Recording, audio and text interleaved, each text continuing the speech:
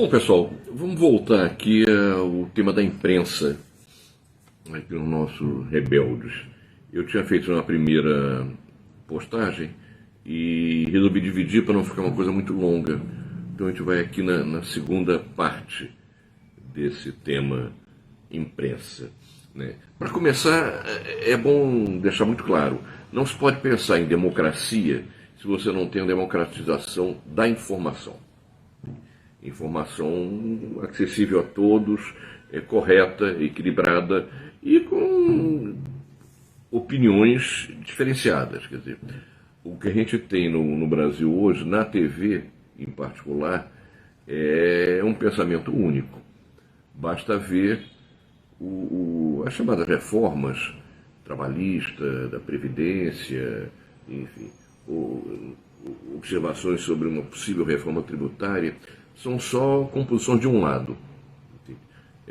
Não há o contraditório, não há o outro lado, e isso prejudica muito que as pessoas se posicionem de forma correta. Então, essa é a primeira questão. A democracia está ligado a você ter uma informação isenta, completa, que atinja todo mundo. Eu já abordei aqui que num país com a exclusão social que tem o Brasil, é complicado você pensar em uma democracia substantiva, porque você tem milhões de pessoas vivendo na indigência, preocupadas hoje com o que vão comer, hoje de manhã, com o que vão comer hoje à noite. De forma que esse é um outro problema. Entendeu? Eu moro num prédio, num bairro de classe média do Rio de Janeiro, e ele tem uma marquise. Toda noite, famílias dormem na rua embaixo dessa marquise. Entendeu? Pensar que esse pessoal tem condições de se informar, de opinar e de influir num processo democrático é complicado. De forma que a exclusão social é uma enorme inimiga da democracia. Então é bom deixar isso muito claro também. Eu já tinha tocado no post anterior de que na ditadura havia uma censura aberta. Aquela censura de que não pode tratar de alguns temas, não pode tratar de alguns nomes. Então, e esses nomes, Chico Buarque de Holanda estava proibido, Dom Helder Câmara estava proibido. Alguns temas não podiam ser abordados pela mídia. Entre eles, uma epidemia de meningite que aconteceu nos anos 70 no Brasil e que houve censura na imprensa, supostamente para não passar uma imagem negativa das autoridades de saúde.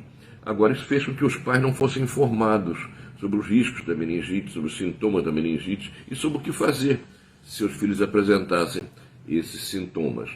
De forma que muitas vidas de crianças foram ceifadas por conta dessa censura absolutamente criminosa. Bom, hoje não tem uma censura explícita, aberta, embora, claro, alguns enfoques sobre determinados temas não apareçam na televisão, não apareçam nos jornais da grande mídia.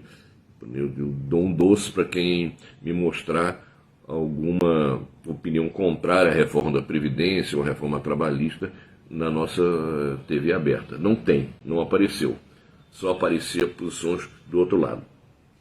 Mas a manipulação se dá mais hoje em dia no processo de edição das matérias. O que é edição? Os leigos às vezes não sabem muito bem, que é uma palavra muito própria a quem é jornalista. Você tem um conjunto de acontecimentos numa sociedade. O processo de edição começa pela seleção do que vai ser divulgado, do que não vai ser divulgado. Isso vale para televisão, para rádio, para revista e para jornal. Então, por exemplo, de jornal, para ficar mais simples, quer dizer, a cada dia os jornalistas têm que fazer uma seleção do que vão publicar. Quer dizer, tem uma infinidade de coisas. Então tem um processo aí de seleção inicial. Depois há várias outras decisões sendo tomadas vinculadas ao processo de edição. Por exemplo, no jornal, o que vai ter chamada de primeira página? Quer dizer, aquela coisa que vai dizer, veja na página tal, matéria sobre tal assunto. Nem todos os assuntos tratados pelos jornais têm chamada de primeira página. Muito bem, entre os que são tratados pelo jornal, alguns vão com mais destaque. vão na página 3, por exemplo, que não é a primeira página, mas é uma página nobre. Entende? E uns outros vão lá para trás, no jornal, num pé de página, com pouco espaço e tal. Dentro de uma própria página, há critérios que você vai usar na edição.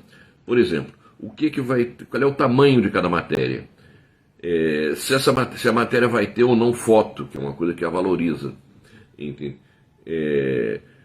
Enfim, são coisas que são decisões a serem tomadas e que têm um caráter subjetivo, o que não quer dizer que possam ser aleatórias. Quer dizer, tem algum tipo de lógica. Você não pode pegar um acontecimento fundamental e jogar para a página 20, no pé da página 20. É razoável pensar que, independentemente da linha política do jornal, um assunto fundamental, importante para a sociedade, tenha destaque.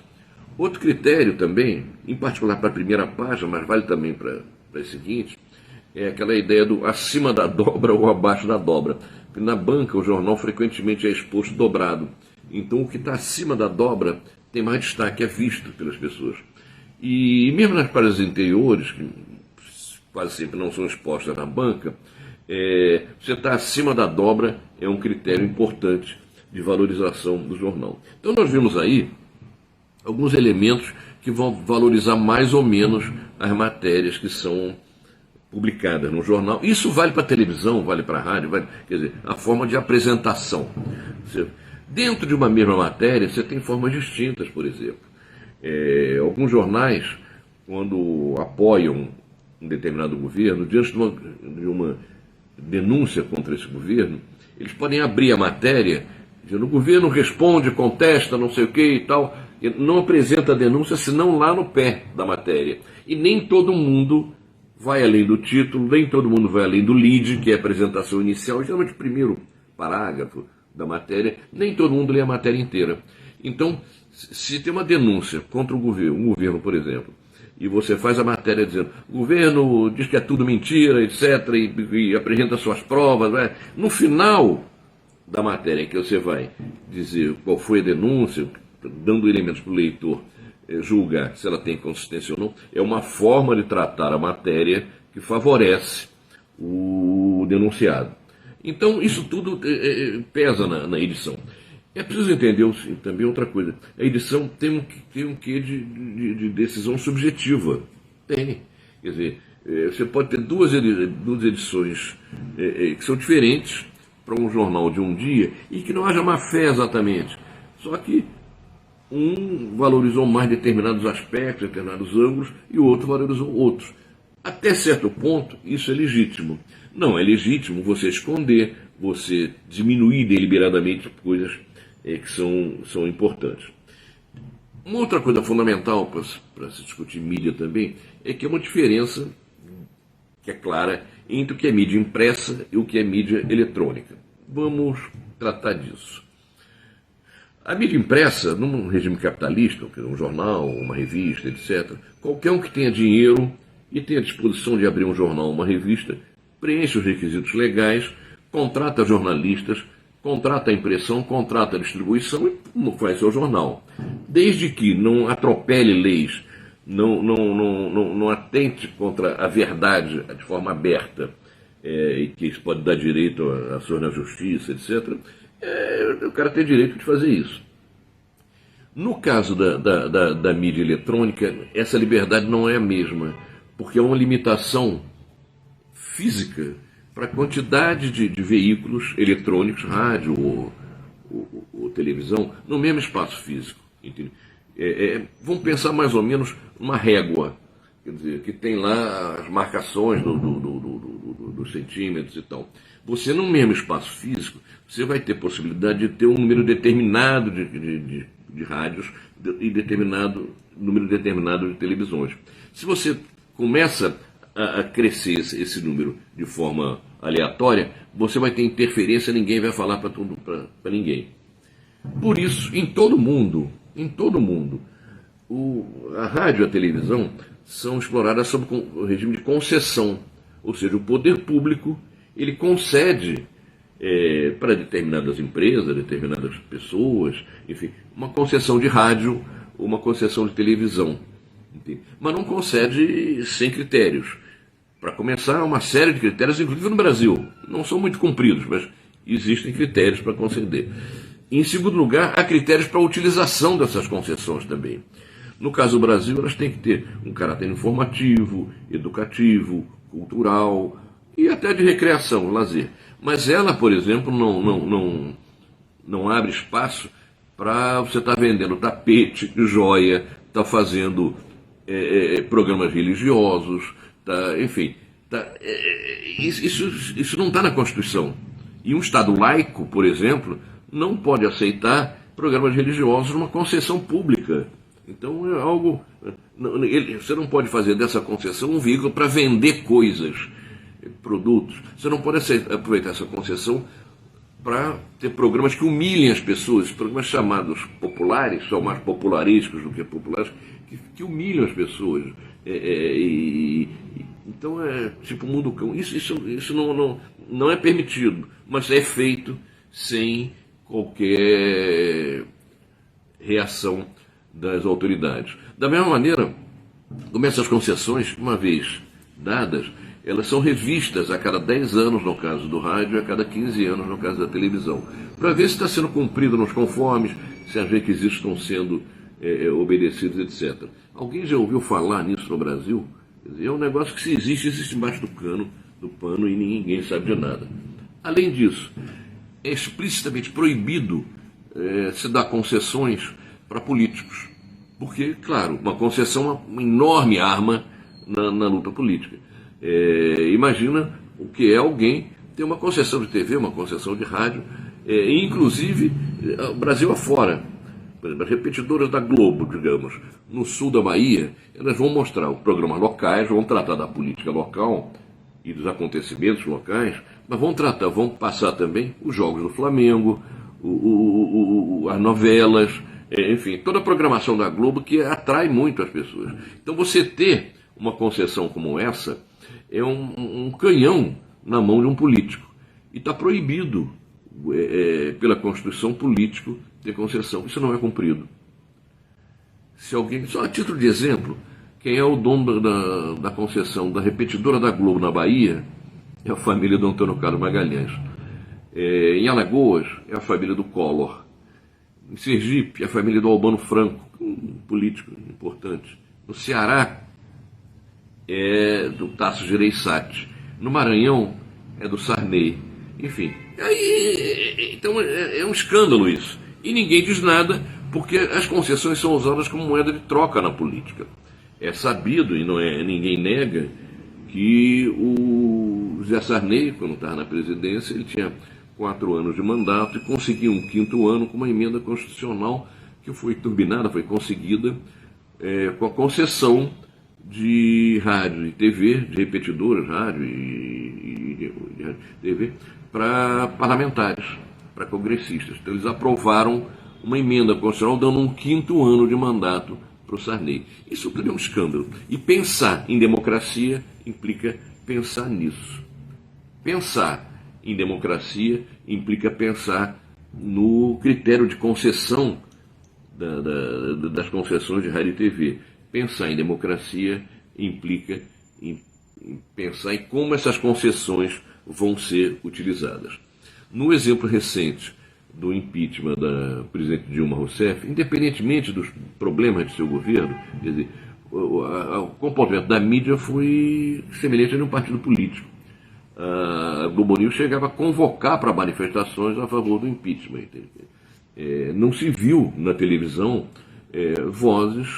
não se viram vozes contrárias à deposição da Dilma. Era tudo aquela coisa com um pretexto absolutamente inventado para retirá-la. As pedaladas fiscais são mecanismos contábeis que não há nenhum desvio de dinheiro, eram feitos antes da Dilma, continuaram a ser feitos depois da Dilma. Foram usados para um sistema de compensação entre o Caixa do Bolsa Família, a Caixa Econômica, que passa, enfim, cobertura de parte a parte.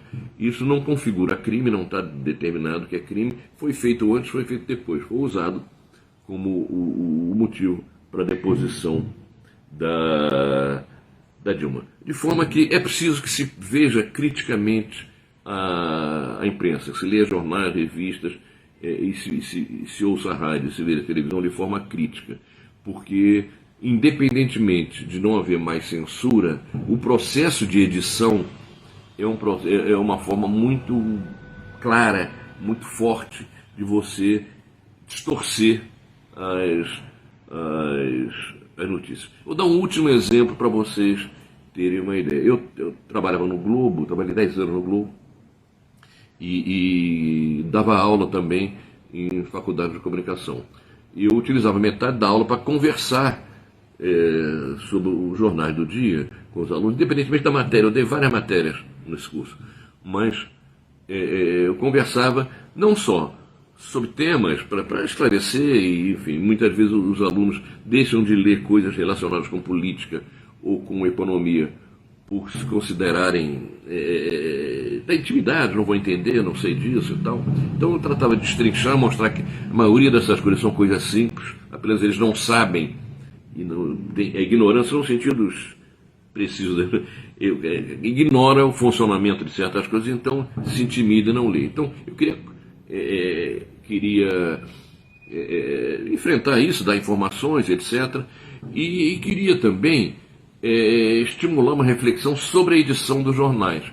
E tinha uma matéria que eu usava muito, que era uma matéria que estava no jornal Globo, numa eleição presidencial, em que o Garotinho era candidato. Eu estou muito à vontade para dar esse exemplo, porque eu nunca votei no Garotinho.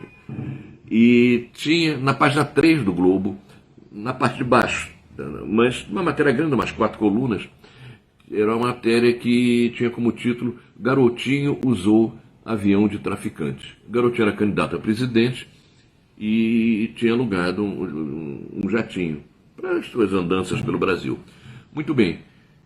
Ele foi numa empresa que alugava jatinhos e alugou um jatinho, não pagou e tal, começou a usar.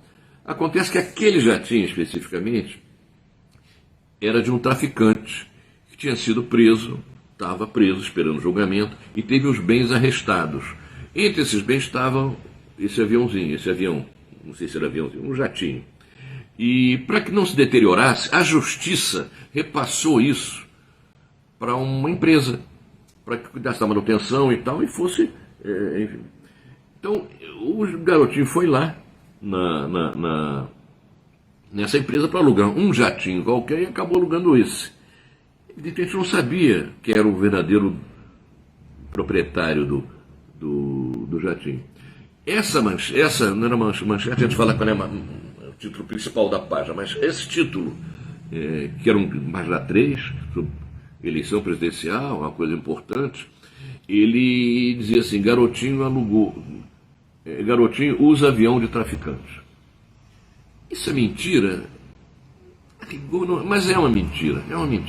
Ele não sabia que o avião era um traficante. O Globo publicou isso, entende? Eu, quando eu olhei essa história, vendo só o título, disse: bom, acabou a campanha pro Garotinho, morreu, não tem como.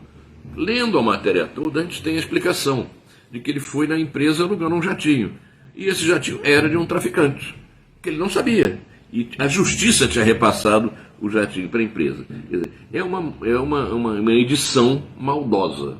Nesse caso, não tá se falando em critérios subjetivos, valorização mais de uma coisa ou de outra. Não, aí está se falando de maldade, de má fé.